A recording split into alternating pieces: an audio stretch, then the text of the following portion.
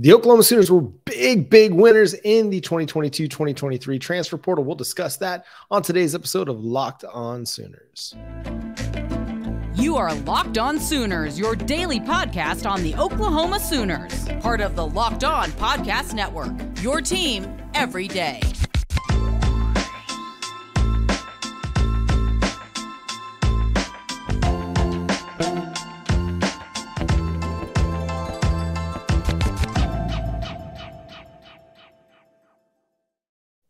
What's up, Sooner Nation? Welcome to Locked On Sooners. Today's episode of Locked On Sooners is brought to you by FanDuel, the official sportsbook of Locked On. Make every moment more. Visit FanDuel.com/LockedOn today to get started. Thank you for joining us. My name is John Williams. You can follow me on Twitter at John9Williams. My buddy here is Josh Helmer. You can follow him on Twitter at JoshOnRef. You can also hear him Monday through Friday from 9 to noon on 94.7 The Ref in Norman.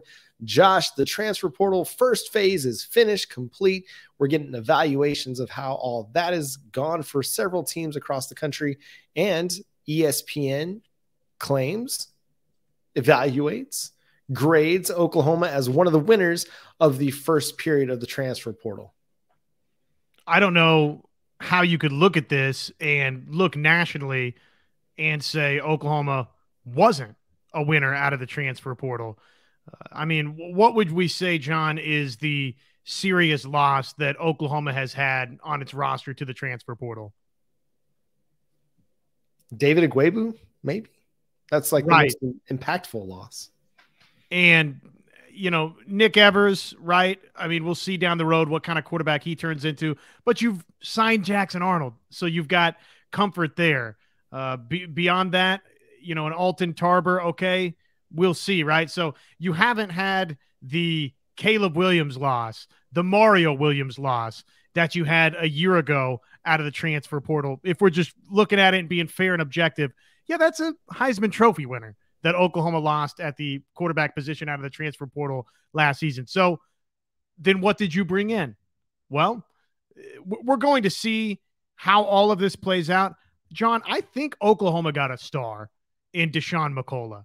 And I don't think that's being, you know, I don't think that's getting too far out in front of our skis. I don't think that's being hyperbolic.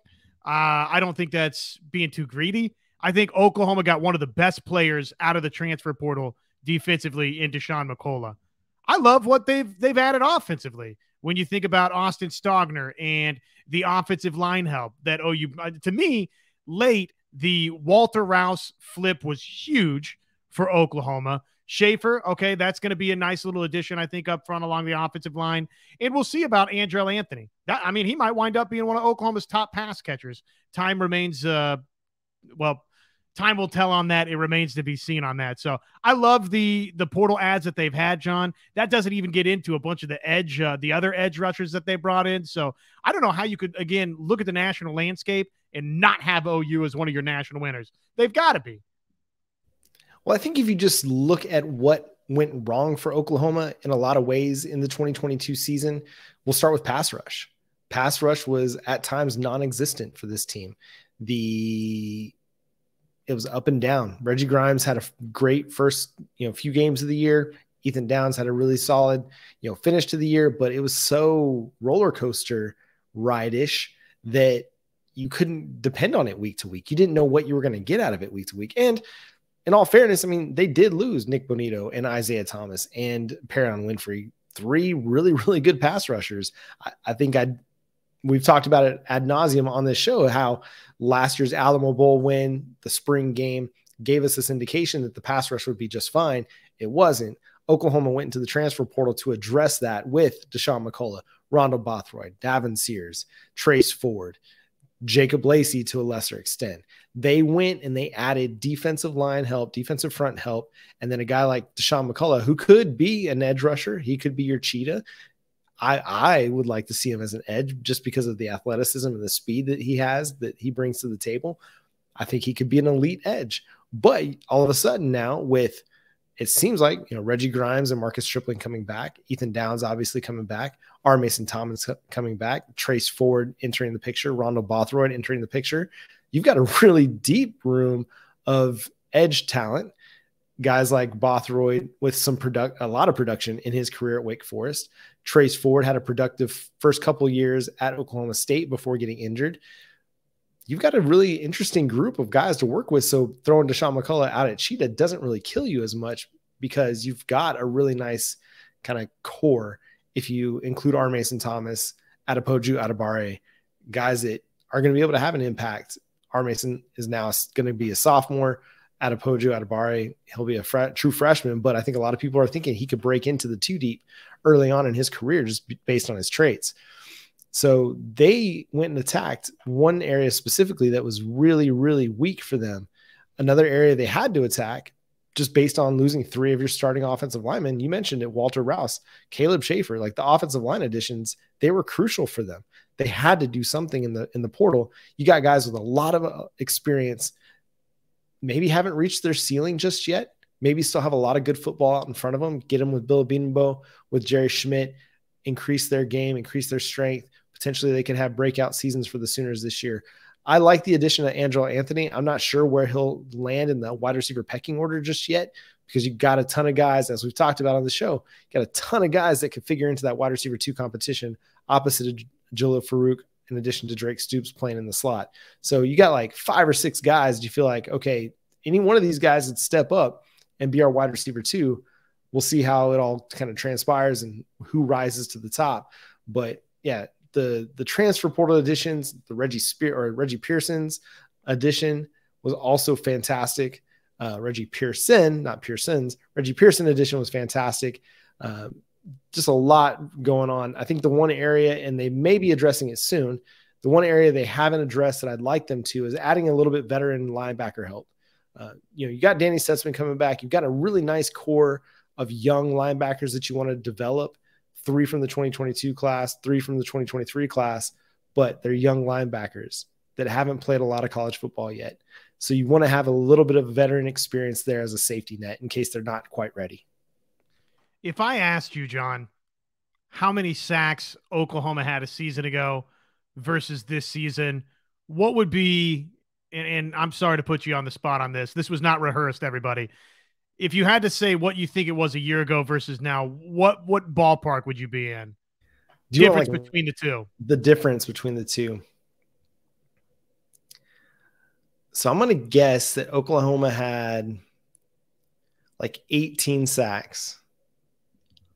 And the year before, probably 30 or a little bit more than 30. So they did have a little bit more than 30. In 2021, they had 33 sacks. And according to what I'm looking at right here from Sooner Sports, Oklahoma had 28 sacks this past season. So it wasn't – I know. It wasn't as pronounced maybe as it felt like, but it got me digging on this because I was curious what those numbers looked like, because I agree with you.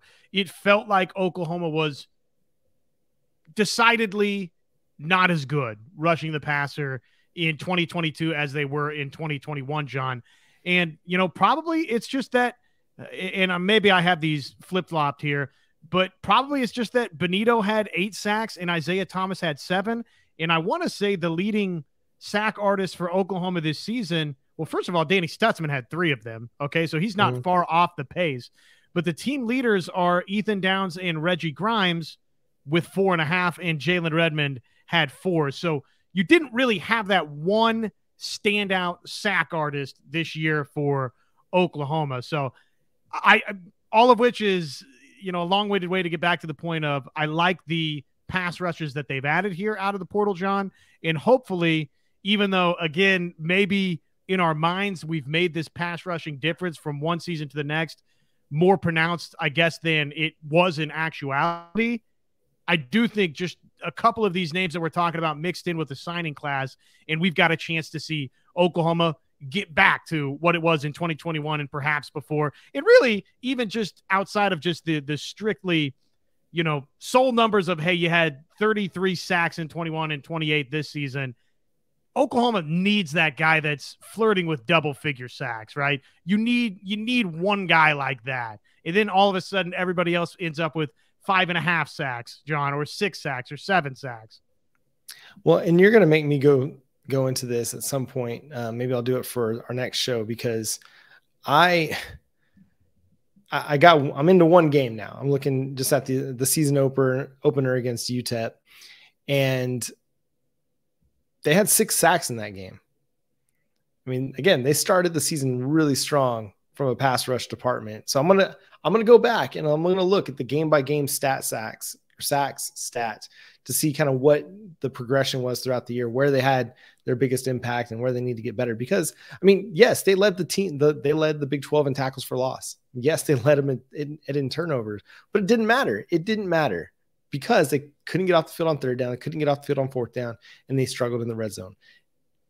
Crucial moments, it seemed like they weren't as good as they needed to be. They, again, couldn't get off the field, and it's a defense that gave up a lot of points.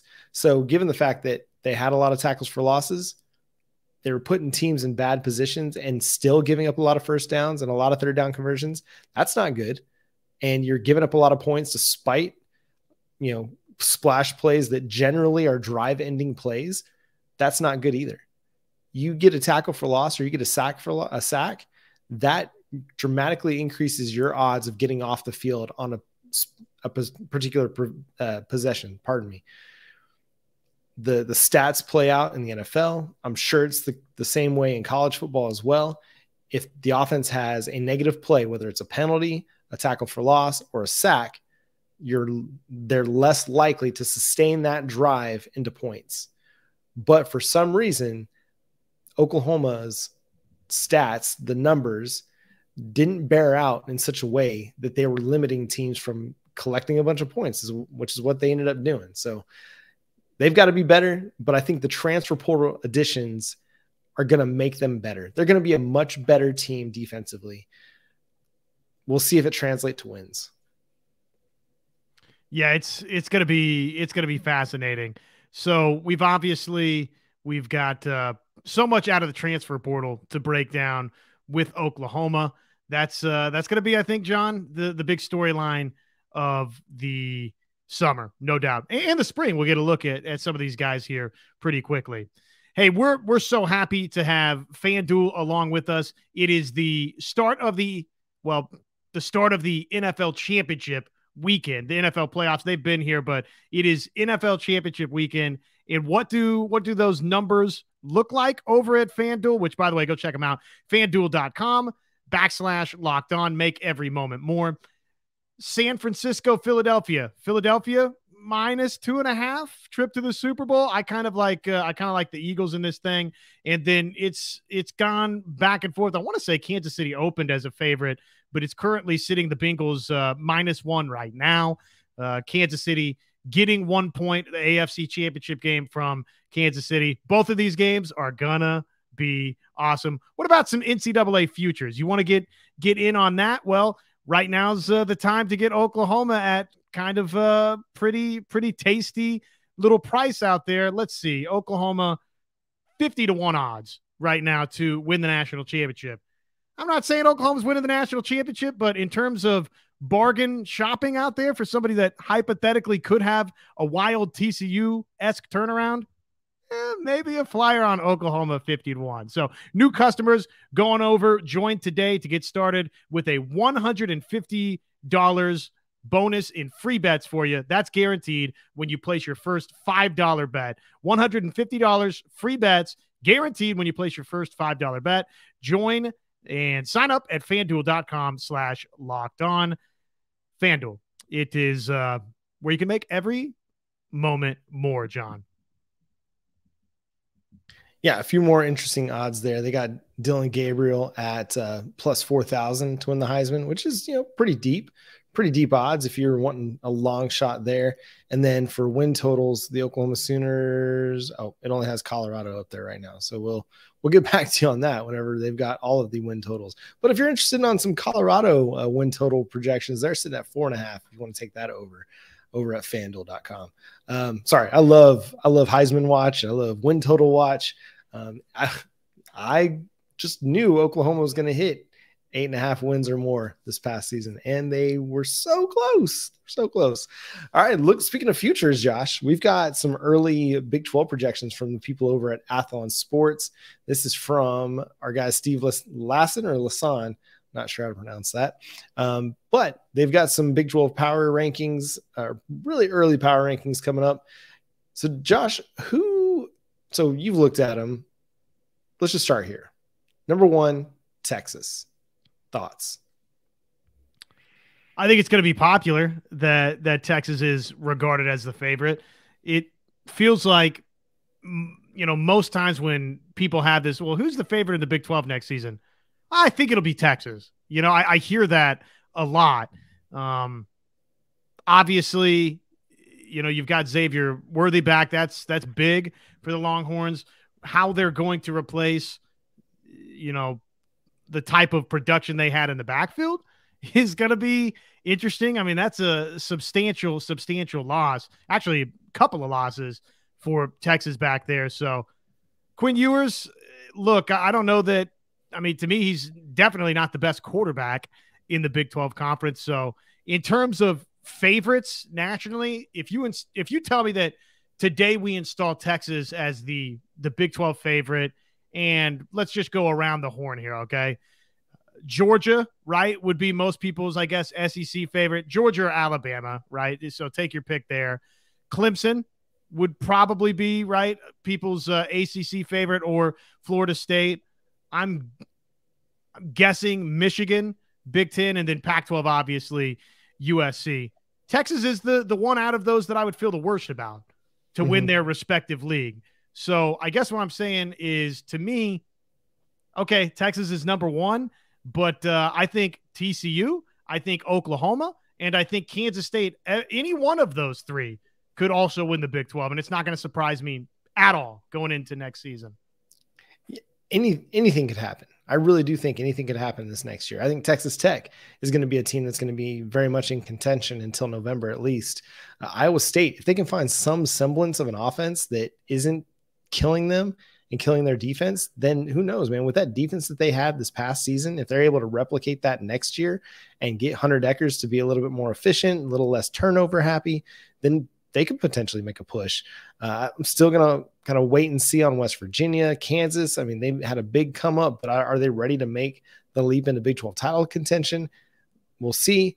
So, and Oklahoma State kind of looks like one of those teams that's on a downward slide, but you never know. I mean, this is and then you got the new 4. I don't know if any of the new 4 will contend in year 1, but it's going to be a really, really interesting league to follow. I think you're right. I mean, Texas seems to be a very popular opinion. The media have probably been waiting and just rubbing their hands, waiting for a moment like this when they can install Texas as the favorite. They're kind of like the Dallas Cowboys of college football, in my opinion, like a team that everybody wants to be really, really good, but hasn't been. And when they're really good, it's really good for everybody as far as the media goes, TV goes, ad sales go, revenue goes. When Texas is in contention, it kind of raises everybody's eyebrows a little bit. So we'll see how that goes, though. I mean, I think Quinn Ewers can still be a really, really good quarterback. I think he had some growing pains a little bit in his first season as a starter, but he did some really, really good things at times too. So I don't know if he's not the best quarterback, but I think he's one of the top 3 or 4 quarterbacks in the league. And I mean, if you asked me today who I thought was going to be the favorite, I'd put it on Texas. I think they've got the most returning at the most key positions, including along the offensive line. They've got some key defensive players that they've got to replace, like Overshone and I want to mess up his name, the defensive tackle, Majoro Omo, or anyway, I'm messing it up. I'm sorry. But they've got some key pieces to replace on defense, but it seems like a lot of their offensive line, a lot of their defensive line is still intact. And you never know with Baylor. Like, Baylor could have a rebound season. They were down, they were good. They were down. Are they going to be good again this year? We'll see. So it's anybody's league. TCU from Athlon Sports was number 2 on the list. And that's the one I have the hardest time with being ranked that high. You lost Max Duggan. You lost Kendre Miller. You lost Quentin Johnston. Like, those were like the key pieces to that offense. And not just from a production standpoint, but from an energy and a mentality and an edge standpoint. A lot of what, Max Duggan and a lot of really what TCU was able to accomplish offensively was because of those three, but also just because of the attitude. I mean, we saw it firsthand. Like, this was like Max Duggan was just going to kill you. He had that killer instinct, or never say die attitude. Kendre Miller definitely had that killer instinct that was just going to run through people and stiff arm people and, make big plays. And then obviously we've seen enough of Quentin Johnston to be happy to bid him farewell to the NFL.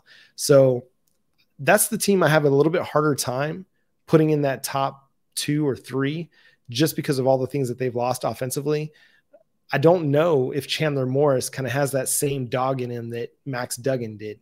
You know what I mean? That same grit and determination to will his team to victory in the same way that Duggan did this past season. So that's kind of the questionable one for me. Oklahoma comes in at number 3. Josh, do you feel like that's fair for the Sooners at this point? I do. I mean, I think Oklahoma's on the short list to win this league next season. I do. For a couple of the reasons that we've discussed and they mentioned right here. The final line from Steve Lassan: of Oklahoma's 7 losses, 5 came by 7 or fewer points last year. So Oklahoma was right there in 2022. So you're not that far away. They mentioned the return of Dylan Gabriel, the 1-2 punch of Javante Barnes and Gavin Sawchuk being promising at running back. Some of their question marks, obviously, the defense in general, giving up 30 points a game.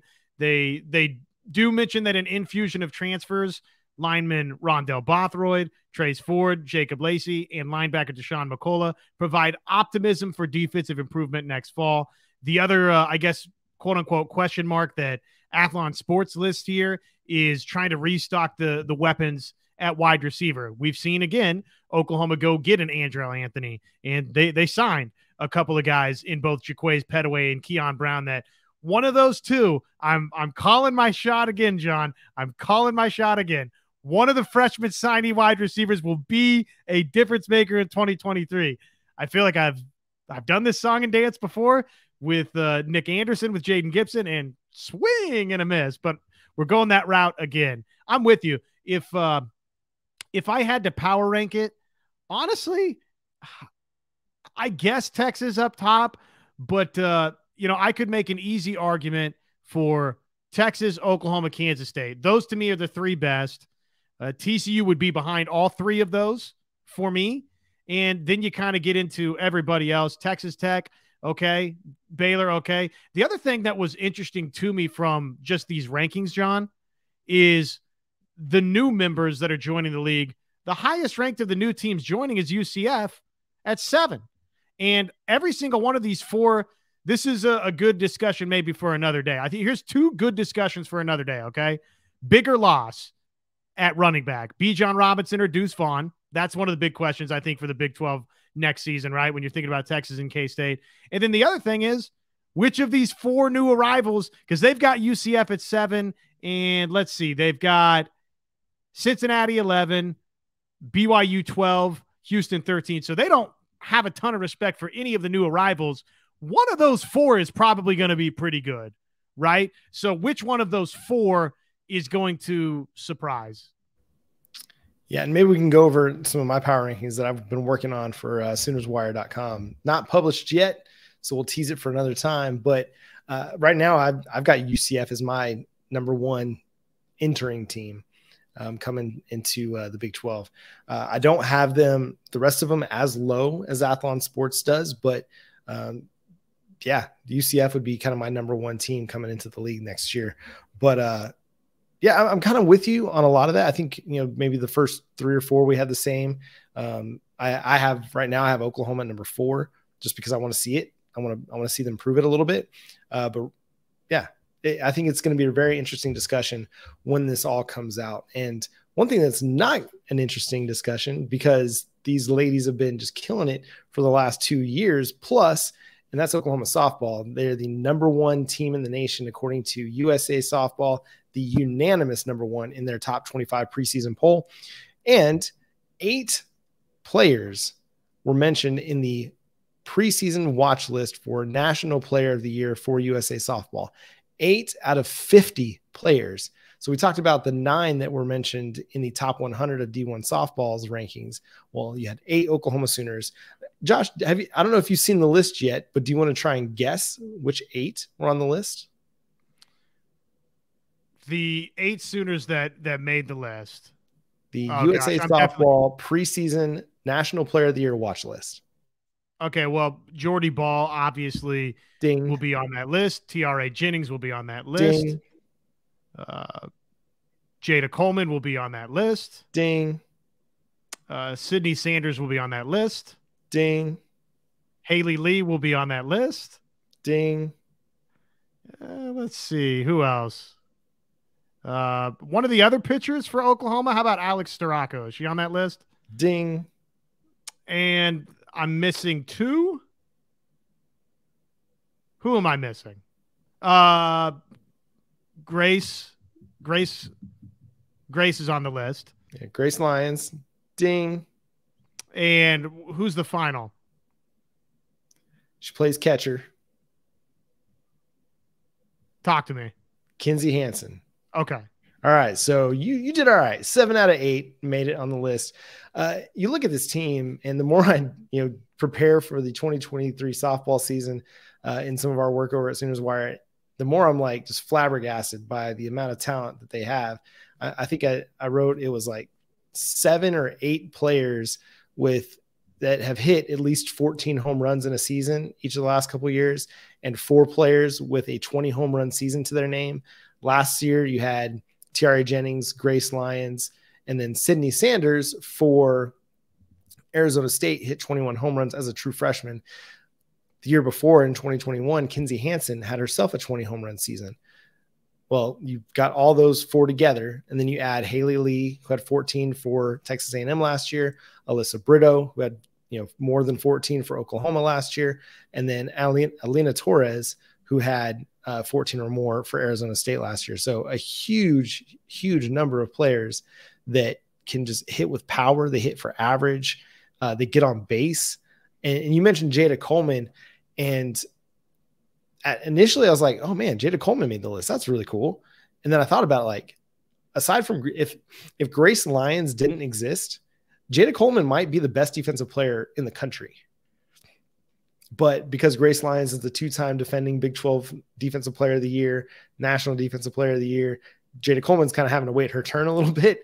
But, I mean, you've got arguably 2 of the best defensive players in the country on your team. And also, I mean, I don't even think we talk enough about Tiare Jennings' defense because she's so good at second base as well. But it's just a deep, deep roster. And then you talked about, Alex Storako was the pitcher that kind of came to mind for you. But so Jordy Bahl, obviously just a stud in the circle, the Lioness, Jordy Bahl, and then Alex Storako. She had 200 innings pitched, 300 strikeouts for Michigan last year, which just mind-boggling numbers for her last year with the Wolverines. And then I feel like sometimes I'm sleeping on Nicole May a little bit, but she was like 10th or 11th in ERA in the nation last season, and that was like you're not as good pitcher, right? Because she wasn't as good as Hope Troutwine. She wasn't as good as Jordy Bahl production wise or based on the numbers, but still she was one of the top 12 pitchers in the nation in earned run average. So that trio, that 3-headed monster that Oklahoma is going to be able to put in the circle, not even including the 2022 top rated pitcher, top rated player. Now I'm blanking on her name. It's help me, Josh. I'll help you here in a second. No, it's not SJ Guerin. This is fantastic podcasting. So thank you so much for tuning in. Sorry, I've been writing a lot of softball the last few days and I just forgot. Anyway, the top pitcher in the nation also on that team. Who knows how much of an opportunity she's going to get this year because of the stacked lineup they have to put in the circle with Bahl, Storako, and May.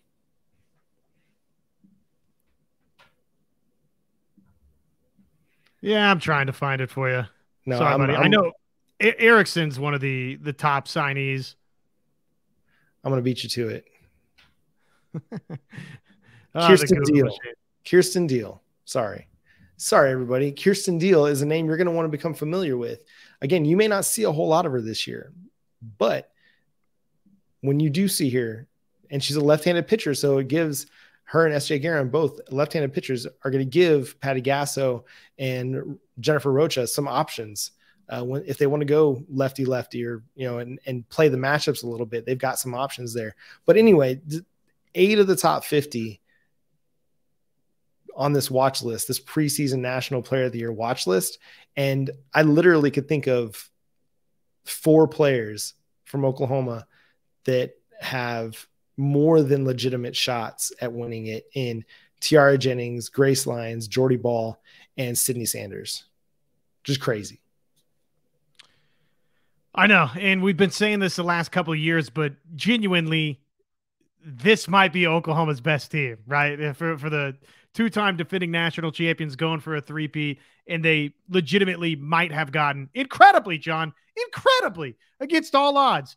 They might have gotten more talented. So it's nuts. And when you mention Kirsten Deal, okay, we've got this idea, and we've, based on the top 50, okay, clearly it's Jordy Bahl and it's Storako and it's May, but Patty Gasso's already shown you that if a freshman's ready to hop into the circle, then if Kirsten Deal is just better than other options, probably she's going to have a chance this year. Now, I wouldn't project that to happen. I would project Oklahoma to be a little more patient in that regard, but that's the beautiful thing, John, is they've added these incredible transfer portal additions to what was already, probably without any transfer portal additions, going to be the top-ranked team.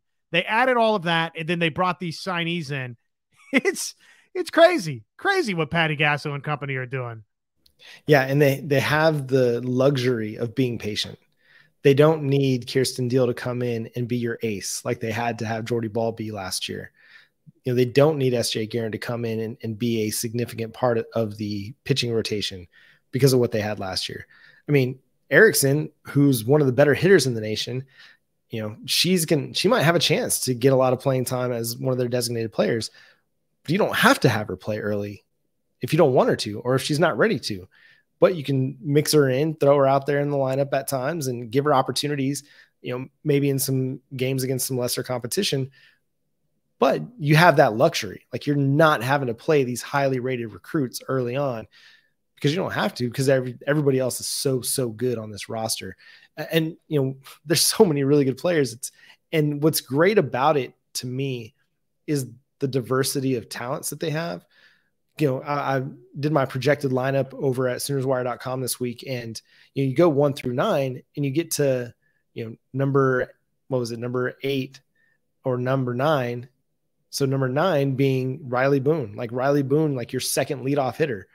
She's in the 9 hole. She had a fantastic College World Series where she got on. She hit. What was the numbers? I'm gonna pull them up real quick for you. She had like multiple hits in like 4 out of the final 6 games, and she hit 408. She hit 500 in the final 6 games of the College World Series last year. Like, an absolutely incredible run for her. And she's the number 9 hitter. And it's like, she kind of gets forgotten a little bit because of the talent that they have everywhere else. But she'd be leading off for somebody on any other team in America. She'd be the leadoff hitter, and she'd be a household name because of what she does on the base paths. So it's just, again, top to bottom, just so much talent. And it's going to be such a blast to watch this year. I can't wait. We are right here, ready to get going, and it should be another incredible spring to summer for Oklahoma fans. Yeah, we're 2 Thursdays away from the opener on in the Mark Campbell Invitational. You'll be able to watch that on Flow Sports, Flow Softball, Flow Sports, something like that. And you'll be able to listen to Chris Plank. Is Chris going to be on the call for that one? Oh, yeah. Okay. I don't think he won't be on the Flow Softball portion of it, but the radio broadcast, obviously, he'll be there. So you'll be able to listen to a good friend of the show, Chris Plank, on the radio side. He'll have all the coverage and does such a great job. calling OU softball. So it's going to be a lot of fun to watch this year. And that's going to do it for today's episode of Locked On Sooners. Thank you so much for being a part of the show. Thank you for tuning in and subscribing to the show wherever you get your podcasts. We're free and available on all podcast platforms. Thanks for making us your first listen every single day. Make sure you subscribe to the show over on YouTube. Hit the notification bell to let you know when new episodes drop, and hit that like button as well. If you're listening to us on Apple, please go leave us a 5-star review. We'd love to hear your feedback. Also, it helps other people find out about the show. You can do the same over on Google, Spotify. You can also listen to us ad-free over on Amazon at times. So go check that out as well. But until next time, he's Josh Helmer. I'm John Williams. We'll talk to you later. Boomer Sooner.